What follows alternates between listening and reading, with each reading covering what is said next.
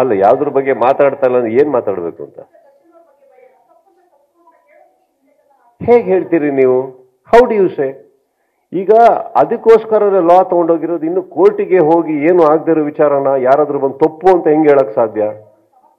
ಕೆಲವ್ರು ಬೇಡಮ್ಮ, ಇವಾಗ ನೀವು ನನಗೆ ಕೇಳಿದ್ರಂತ ನಾನು ಒಬ್ಬನೇ ಮಾತಾಡೋದು. ನನ್ನ ಪ್ರಕಾರ ಕೇಳಕ್ ಹೋದ್ರೆ ನಾನು ಅವಾಗಲೇ ಹೇಳಿದ್ನಲ್ಲ, ಕೆಲವು ಕಾನೂನನ್ನ ನಂಬಿ ಏನಾಗುತ್ತೆ, ಆಗ್ಬೇಕಾಗಿರೋದು ಆಗುತ್ತೆ. ಅಲ್ಲಿ ಒಂದು ಕೋರ್ಟ್ ಅಂತ ಇದೆ, ಇನ್ನೊಂದು ಅಂತ ಇದೆ. ನಾವ್ ಯಾಕೆ ಅಷ್ಟು ಅರ್ಜೆನ್ಸಿಯಲ್ಲಿದ್ದೀವಿ? Why are you all looking forward to OP? Please don't ask people any opinion. Please believe in your law.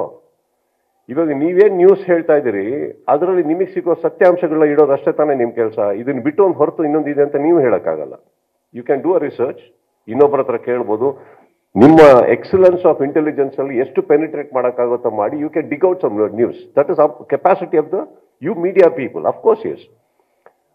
What can we do as common people? ಇವಾಗ ನಮಗೇನಾಗುತ್ತೆ, ಆಸ್ಕಿಂಗ್ ಒಪಿನಿಯನ್ಸ್ ಅಂದಾಗ ಏನೋ ಹೇಳಕ್ ಹೋಗೋದು, ಅದು ಆಕ್ಚುಲಿ ನಾಳೆ ಅದು ಅದು ರಾಂಗ್ ಅಂತ ಪ್ರೂವ್ ಆಗೋದು. ದೆನ್ ಐ ಥಿಂಕ್ ಚಿಕ್ಕ ವಯಸ್ಸಲ್ಲಿ ಮಾಡ್ತಾ ಇರೋ ತಪ್ಪನ್ನ ನಾವು ಇವಾಗ ಮಾಡಬಾರ್ದು. ಅಷ್ಟು ಅರ್ಜೆನ್ಸಿಯಲ್ಲಿ ಕನ್ಕ್ಲೂಷನ್ಸ್ ಕೊಡಕ್ ಹೋಗೋದು.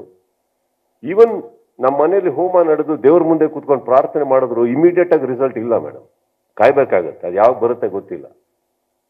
ನಾಳೆ ಬರಲಿಲ್ಲ ಅಂತ ತಕ್ಷಣ ದೇವ್ರಿಗೆ ಬೈದ್ಬಿಡ್ಲಾ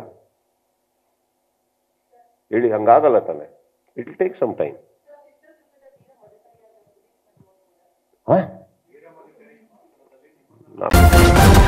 ನ್ಯೂಸ್ ಫಸ್ಟ್, ನಿರ್ಭೀತಿಯಿಂದ ನಿಮ್ಮ ಪರವಾಗಿ.